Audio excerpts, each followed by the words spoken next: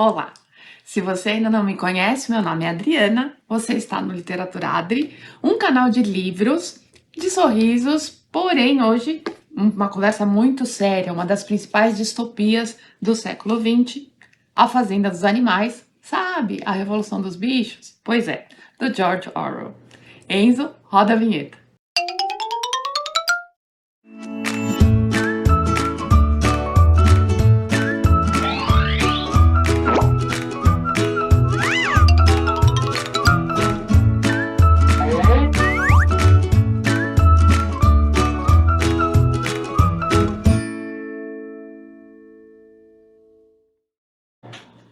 Olá, que bom que você está aqui. Então, ajude a gente. Dê seu like nesse vídeo. A Adriana ainda não assistiu. Eu tenho certeza de que você vai gostar. Inscreva-se no canal, acione o sininho das notificações para ser avisado dos próximos vídeos. Comente, compartilhe e aproveite. Um bom vídeo para você. Olá! Bem, livro importante que eu tenho certeza de que muitos de nós já lemos mais de uma vez, porque é uma história relativamente breve. Eu me lembro de que eu li pela primeira vez na oitava série, oitavo ano, hoje é o equivalente ao nono ano, por conta de estudos de socialismo e capitalismo e tal. E confesso que a cada nova leitura, obviamente, o mergulho vai ser maior, mas nessa última vez eu assisti a um filme chamado A Sombra de Stalin, vai aparecer aqui bem recentemente. E, minha cabeça foi assim, vuf! E eu reli a obra. Então, vamos começar por quem escreveu. George Orwell, inglês nascido na Índia, né, a Índia do Império Britânico, tinha uma visão, essa coisa que eu falei da distopia, né, e o Orwell tem uma visão sobre liberdade, sobre igualdade, ele acredita, ou não, né, ele gostaria talvez, de que houvesse uma sociedade diferente. As obras mais conhecidas dele são 1984, esse ainda teremos no canal, e A Fazenda dos Animais, Animal Farm, que é o título em inglês. Antes, aqui o título que apareceu primeiro foi como A Revolução dos Bichos, nos anos 80. Então, nossa, é recente essa edição que eu vou mostrar para vocês, é de 2020. Então, recentemente houve uma atualização desse nome. É interessante porque revolução implica em mudança violenta. Então, se a gente for pensar como o que acontece aqui, na verdade, não é uma revolução, não tem mudança. Então, o nome A Fazenda dos Animais é muito mais apropriado para a situação sobre a qual a gente vai bater um papo aqui, do que realmente a Revolução dos Bichos. Esta edição é uma edição comemorativa da Companhia das Letras. Então, vejam, ela é lindíssima, lindíssima. A capa é de tecido. Olha aqui o corte. Tá? São dentes? É sangue? O Enzo, quando ele era pequeno, alguém se machucava, ele vinha assim: tem sangue? Tá doendo? Por isso que acho que ele vai fazer biologia marinha, porque ele tá lá, né, no laboratório, nos bichos dele e tal. Então, pois é, pode fazer essa leitura assim. E esse vermelho estourado aqui na nossa luz pode ter uma leitura também. Porém, não só. Orwell vai escrever esse livro. Falei para vocês da Sombra de Stalin. Ele, inclusive, aparece, né, na história, que é uma história que tem... A história desse filme, ela vai tratar de um jornalista que realmente existiu. Né? Esse rapaz, por um acaso, ele consegue uma entrevista com o Hitler no começo dos anos 30, dentro de um avião. Até ele mesmo diz que se aquele avião tivesse caído, a gente teria uma outra história para a Europa, com certeza. E depois de tudo que o Hitler fala, né, que ele consegue tirar do Hitler naquela entrevista, ele decide entrevistar o Stalin. Porque, primeiro, ele acredita nas palavras do Hitler. Tá? O Hitler sobe ao poder, se não me engano, em 1933. Né? A Segunda Guerra vai acontecer no final dos anos 30. Então, as ideias que levam, né, o Hitler ao poder e uma primeira aceitação por parte dos alemães, elas impressionaram muito esse jornalista. O nome dele é Gareth Jones. Ele morre aos 30 anos. Tá? E ele morre aos 30 anos porque ele vai ser assassinado numa viagem que ele faz de cobertura de guerra à Mongólia. tá? Se não me engano. E ele vai ser... A suspeita é de que ele tenha sido assassinado por um espião da polícia política soviética, porque quando ele ouve o Hitler, ele decide que ele quer ouvir o Stalin. Então ele faz o que faz até chegar à União Soviética. Chegando lá, isso é do filme, tá? Chegando lá, ele começa a perceber que existe uma propaganda de uma União Soviética muito rica. Porém, ele vê jornalistas sendo mortos, gente sendo perseguida e gente estranhamente pobre nas ruas, sendo que a propaganda da União Soviética que chegava ao Ocidente era de uma nação igualitária, pujante e tal. E aí, pelos meios dele, você assiste ao filme, você vai gostar bastante, tenho certeza.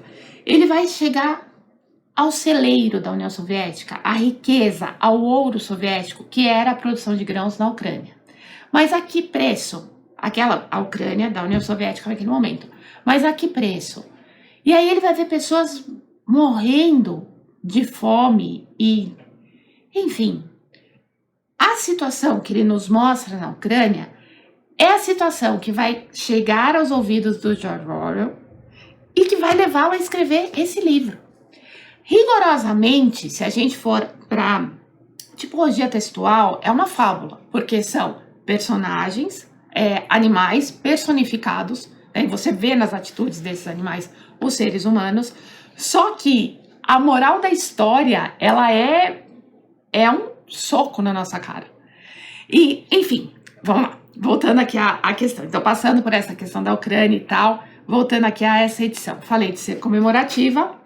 A gente tem a primeira parte com um ensaio da artista Vânia Mignoni. É uma artista plástica de Campinas.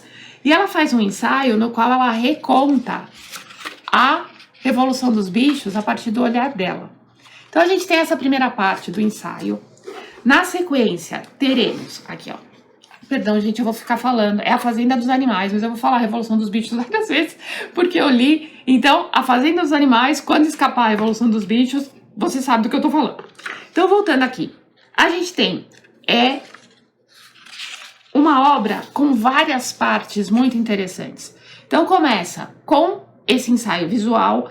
Depois, existe um prefácio do próprio George Orwell à edição que foi publicada na Ucrânia. Então, em 1945 saiu o livro na Inglaterra. Em 47 o livro vai para a Ucrânia. E não pense que ele vai falar... Ele até diz assim, todo mundo espera que eu fale sobre a Ucrânia. Não, eu vou falar sobre o livro.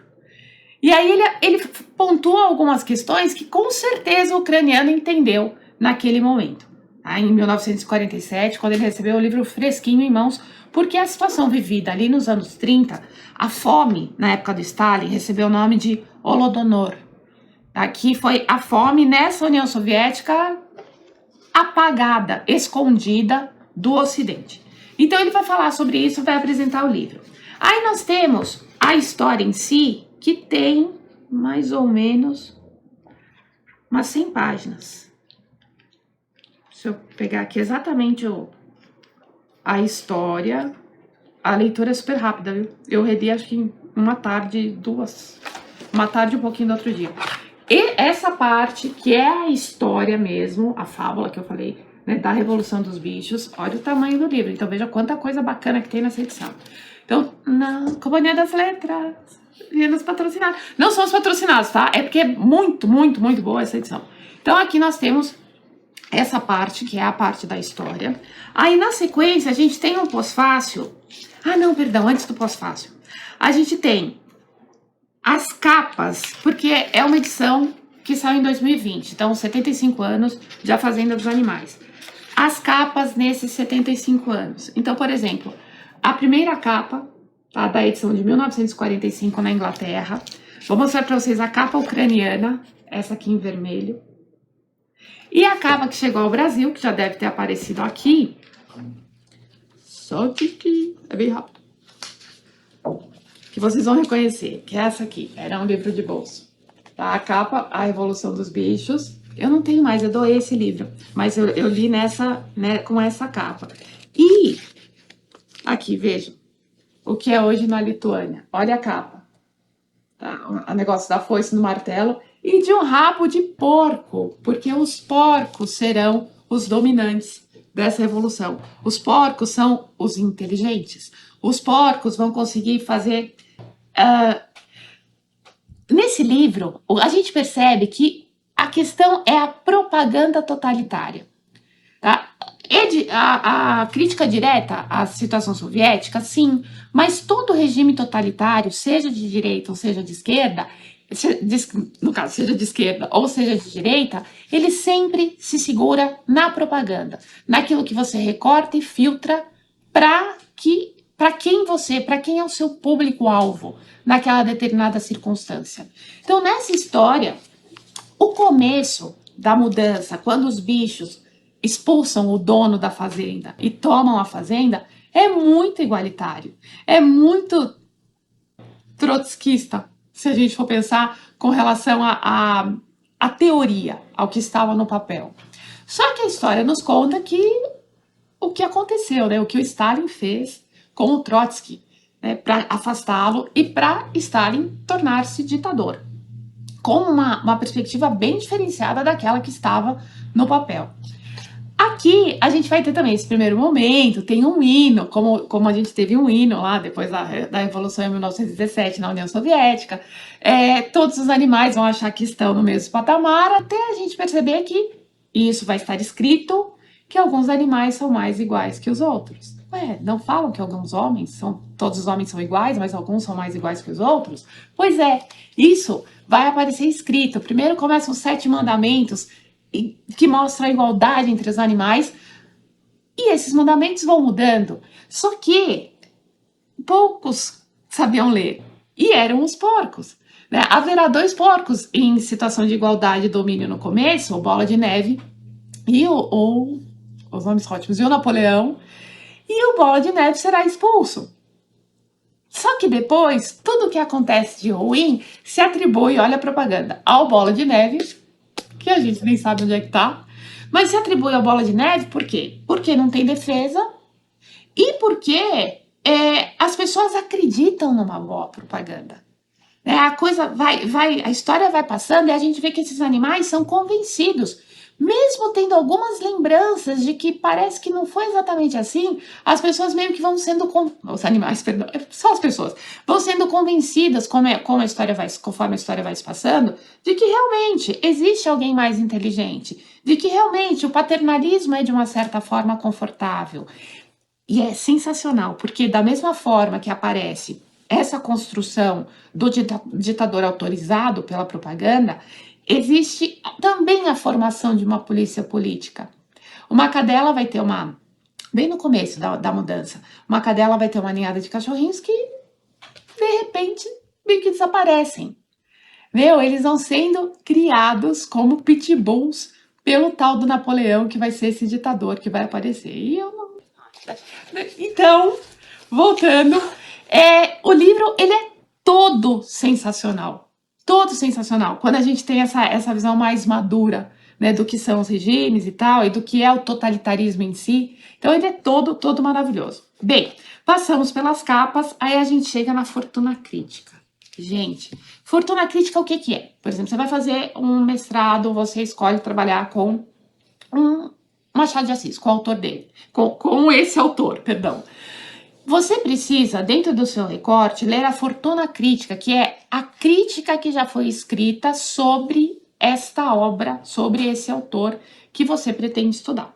Então, nesse livro, tem uma parte, nessa edição, de fortuna crítica. E quando eu estava lendo, eu me deparei com o texto do Northrop Frye.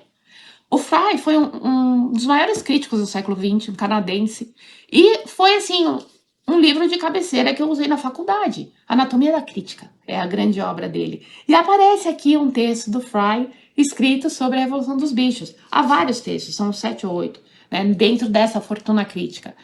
Eu sempre faço a sugestão da gente ler a crítica depois de ler a obra, porque senão a leitura vem meio que contaminada. Quando às vezes o livro é muito difícil, a crítica nos ajuda, mas a crítica dá 1 milhão de spoilers. Né? Então, se você não quer o spoiler de jeito nenhum, não leia a crítica. Mas foi uma agradabilíssima surpresa encontrar o Frye aqui. E há outros críticos igualmente famosos. Há um pós-fácil. Então, eu falei, primeiro aparece a apresentação, depois o ensaio fotográfico, depois o prefácio à edição ucraniana, pelo próprio autor, depois vem o texto, o subtítulo do texto que aparece aqui é Um Conto de Fadas.